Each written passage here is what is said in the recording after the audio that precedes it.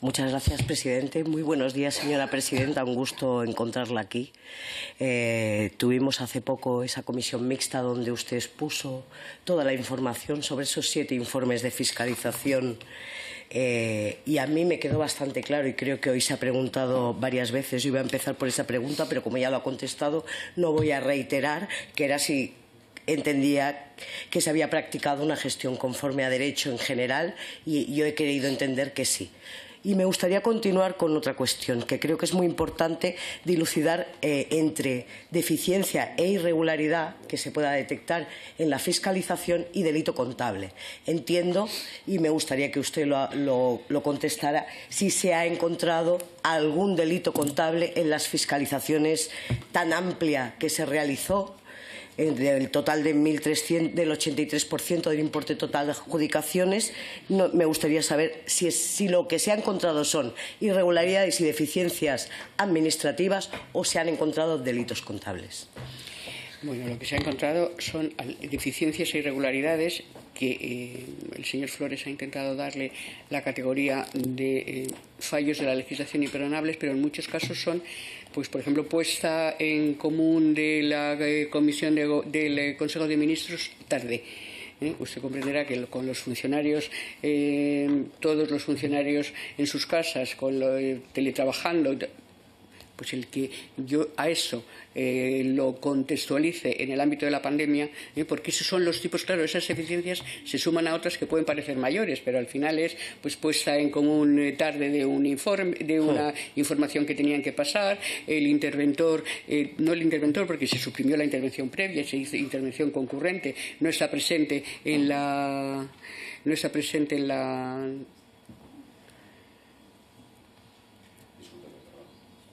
señor presidente, me gustaría que se tuviera respeto al compareciente. Se acaba de reír en su cara de una manera que roza la falta de educación y, bueno, en el estilo del señor Flores. ¿Puede parar el tiempo, por favor? Señora González, no se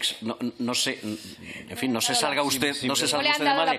Sencillamente he levantado la vista, he visto a mi compañero Jorge Campos presidiendo una comisión y como esto es algo que no había pasado nunca jamás en la vida, y como esto es un patio de colegio, me he quedado bastante sorprendido. Sí, como esto es un patio de colegio, se ha puesto a reír. Me he quedado sorprendido. Señor Flores, señora González, le puedo asegurar que el señor Flores no se ríe ni muchísimo menos de la presidenta del Tribunal de Cuentas. Muchas gracias. Continuamos entonces. Bueno, en definitiva, los errores que se han detectado son muchos de ese carácter, casi todos son de ese carácter. Claro, se suman los más importantes a los menos importantes y nos da un porcentaje de deficiencias enormes, pero que a mí me permite decir que se ha contratado con regularidad. No hay ningún caso que se esté viendo en un enjuiciamiento, o sea, no hay ningún responsable que haya sido acusado de responsabilidad contable o haya sido denunciado siquiera porque también cabe la vía, que no lo hemos dicho antes, la acusación particular. La responsabilidad contable deriva de nuestros informes o deriva de los informes de los órganos de control externo y para poder empezar a tramitarla o ejercita denuncia el fiscal o ejercita denuncia el abogado del Estado o la acusación particular. Han sido poquísimos los casos en los que se han pedido testimonio de los hechos para ver si había una eventual responsabilidad contable y no la hay. O sea, no hay responsabilidad contable porque ya les he dicho que tiene unas características determinadas. Pero a mí lo que me deja tranquila es que después de nosotros hay otros órganos que actúan. Y nosotros hacemos un trabajo que me parece que ustedes deberían de valorar mucho porque es darles pues los instrumentos para que el control al gobierno sea riguroso y para que incluso puedan proponer iniciativas si consideran que las normas no son las más adecuadas. Bien, muchas gracias, presidenta.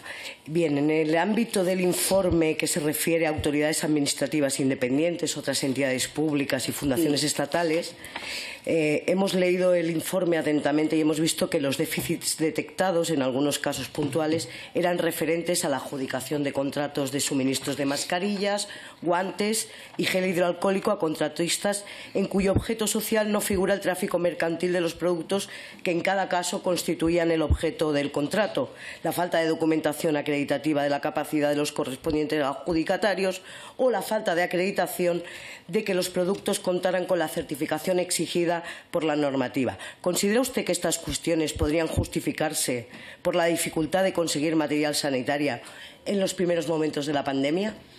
Yo tanto lo creo así como que todas las administraciones contrataron en las mismas circunstancias porque era un mercado caótico.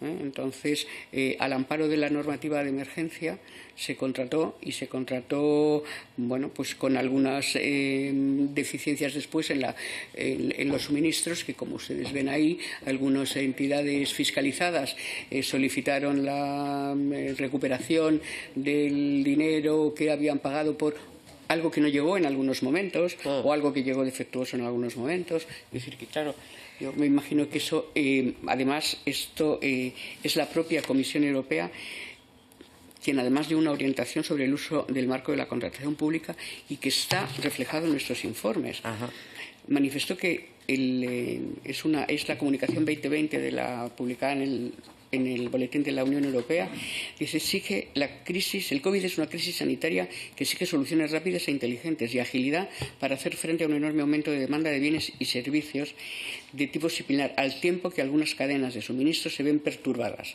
El marco europeo de contratación pública ofrece flexibilidad necesaria para los compradores públicos que adquieran bienes y servicios vinculados directamente a la crisis del COVID con la mayor rapidez, lo que implica que las autoridades pueden actuar con toda la rapidez que fuera técnica y físicamente posible, y el procedimiento podía constituir una adjudicación directa de facto, sujeta únicamente a limitaciones físicas o técnicas relacionadas con la disponibilidad real y la velocidad de entrega.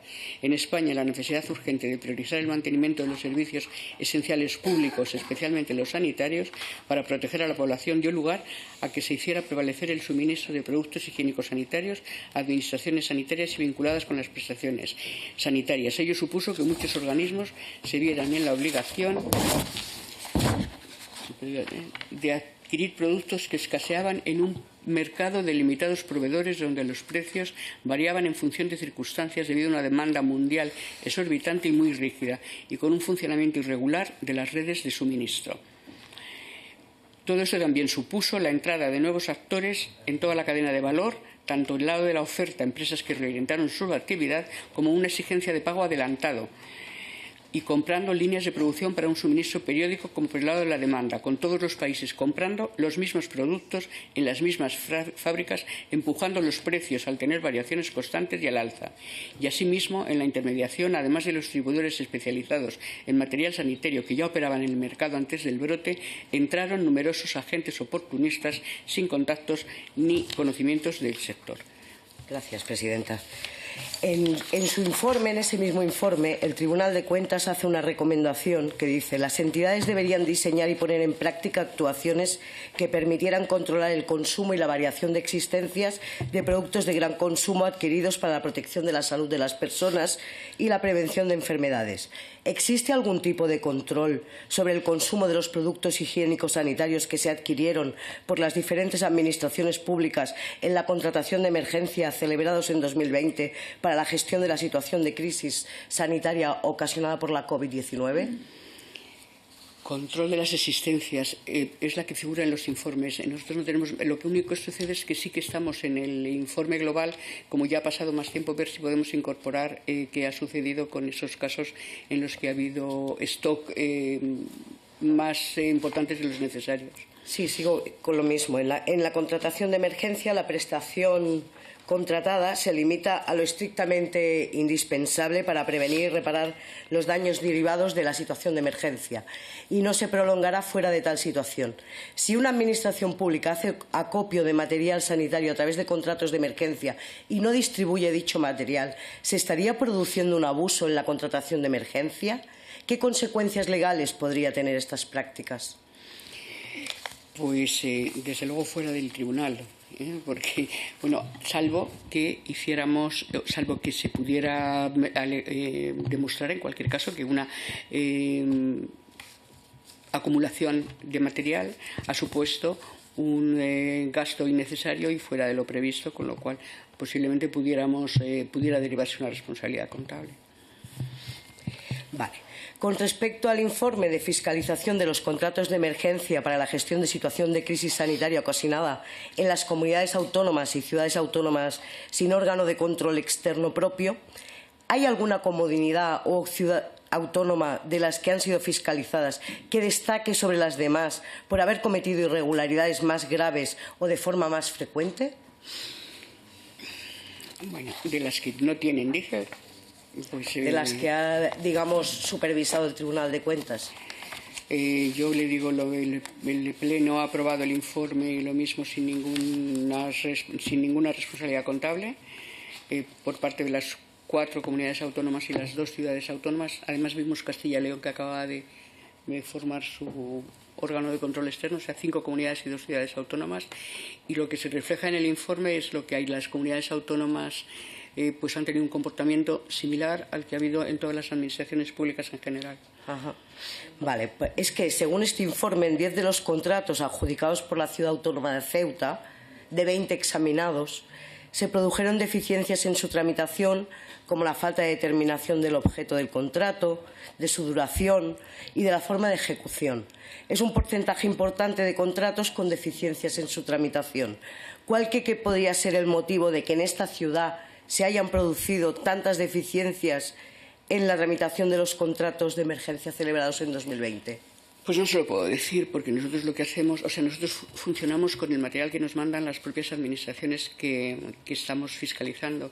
Ese es nuestro material y ya hemos dicho que no podemos tener acceso a materiales que no nos mandan, ¿no? Yo el motivo por el que se ha producido más errores en Ceuta, pues no se lo puedo decir, o es una administración insuficiente, o puede haber 1000 motivos. Nosotros esos no los podemos detectar con la documentación que nos mandan, porque examinamos el contrato y el contrato tiene esas deficiencias que reflejamos. Y ya para terminar, según el informe de fiscalización, la región de Murcia adjudicó 147.283 miles de euros en la contratación de emergencia vinculada al COVID-19 en el ejercicio 2020. De este importe, 115.568 miles de euros se destinaron a contratos de suministro de material sanitario.